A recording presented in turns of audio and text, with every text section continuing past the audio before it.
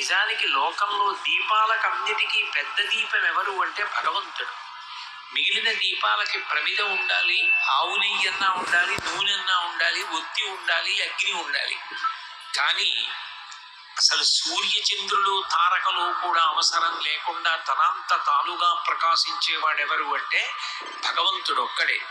వేదం భగవంతుని యొక్క స్వరూపాన్ని చెప్తూ నత్ర సూర్యో భాతి చంద్ర తారకం నేమా విద్యుతో భాంతి కుతోయమగ్ని త్వమేవ భాంతమనుభాతి సర్వం తస్య భాషా సర్వమిదం విభాతి అంటుంది.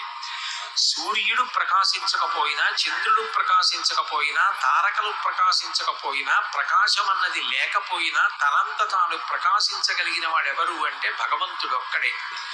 భాగవతం గజేంద్రమోక్షణ కష్టంలో అష్టమ స్కంధంలో లోకంబులు లోకేశులు లోకస్తులు తెగిన తుది అలోకంబకు పెంచీకటి కామల ఎవ్వండేకాకృతి వెలుగు అతని వేసేవింతున్నంటాడు గజేంద్రుడు.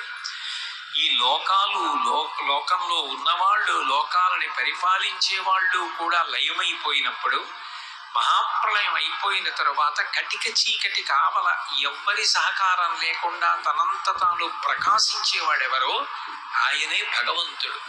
అసలు నిజానికి భా అంటే కాంతి, అందుకే భాస్కరుడు అంటారు. అటువంటి కాంతి దీపం.